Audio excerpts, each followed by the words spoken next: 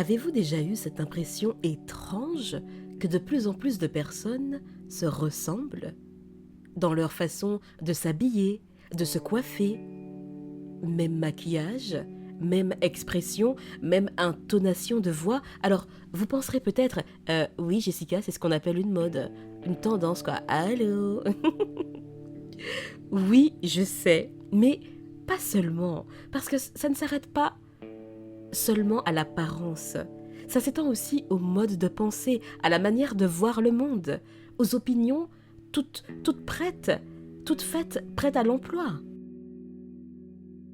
Des phrases toutes faites, des idées clés en main, des postures intellectuelles qu'on adopte sans jamais les interroger. C'est comme si oser réfléchir par soi-même devenait un acte de bravoure ou pire de rébellion ou simplement risqué. Comme si approfondir un sujet était déjà une provocation et que ne pas être d'accord annonçait forcément un conflit. Vous savez, un jour, une personne m'a dit très sérieusement, hein, ah non, non, monsieur, on ne pense pas comme moi, ce n'est même pas la peine qu'on se parle. Et je me souviens avoir pensé, mais depuis quand la divergence est-elle devenue un danger? Depuis quand la richesse d'un échange ne réside plus dans la nuance, dans la confrontation saine, dans la curiosité de l'autre?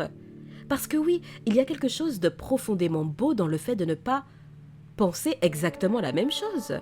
C'est de là que naissent les idées, c'est là qu'on grandit, qu'on se découvre. Mais aujourd'hui, oser être soi, oser penser autrement, oser sortir de la norme silencieuse, semble être devenu comme un affront personnel.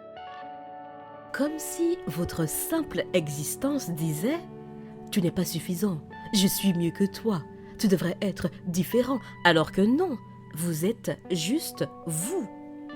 Et c'est précisément là que ça devient problématique, parce que toute tentative d'authenticité, que ce soit dans votre façon de vous habiller, de parler, vos centres d'intérêt, votre sensibilité, toute tentative d'authenticité peut déclencher des moqueries, des remarques déguisées, voire de l'ostracisation.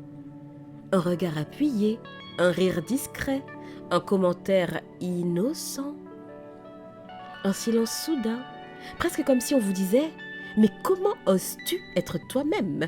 Pour qui tu te prends, Ernesta? Tu crois que tu es différente? Tu crois que tu es mieux que nous ?» Ah, rien que d'imiter ces personnes ou ces voix là, ça, frisson.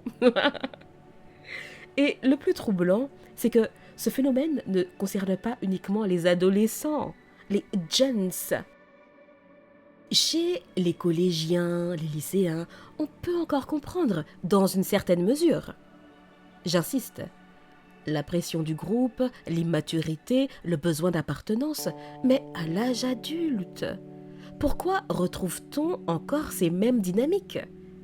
Pourquoi sont-elles parfois même pires, et d'ailleurs souvent amplifiées par les réseaux sociaux? Parce que les réseaux sociaux ne créent pas le problème, ils ne font que l'exacerber. Ils transforment la norme en algorithme. Ils récompensent la conformité, le conformisme. Vous choisirez lequel des deux mots est bon. J'hésite entre conformité et conformisme. Enfin. Ils punissent la nuance et très vite on apprend inconsciemment à se lisser, à s'édulcorer, à se censurer.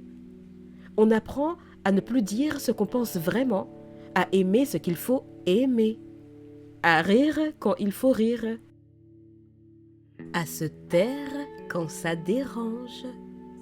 Et beaucoup de femmes deviennent expertes dans cet art invisible. J'ai nommé l'effacement de soi. Cher ami, l'authenticité n'est pas un crime. Cela dit, elle a un prix. Et il faut être prête à le payer. Le prix de déplaire. Le prix d'être incomprise. Le prix de perdre des relations qui ne tenaient que grâce à votre adaptation permanente. Et ce prix-là fait peur, parce qu'on nous a appris que l'appartenance était plus importante que la vérité intérieure. Mais ce qui vous coûte votre authenticité vous coûtera tôt ou tard votre énergie, votre joie, votre santé mentale, cher ami.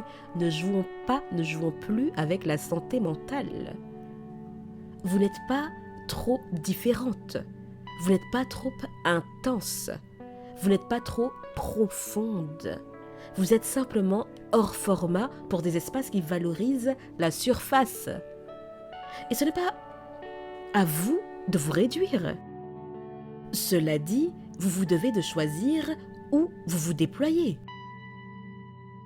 Astuce très simple. Observez là où vous pouvez parler librement sans vous expliquer. Là où vous pouvez dire « je ne sais pas, je pense autrement, je ressens différemment » sans être attaqué. Ces lieux, ces relations, même rares, sont vos refuges. Et pour le reste, vous n'avez pas à convaincre. Vous n'avez pas à vous justifier. Vous n'avez pas à rentrer dans un moule. Parce qu'à force de vouloir rentrer quelque part, on finit souvent par sortir de soi. Alors non, l'authenticité n'est pas un crime, mais dans un monde obsédé par la norme, elle devient un acte de courage. Et peut-être même un acte d'amour envers soi-même, envers vous-même. Cher ami, je vous dis à bientôt et d'ici là, imposez-vous.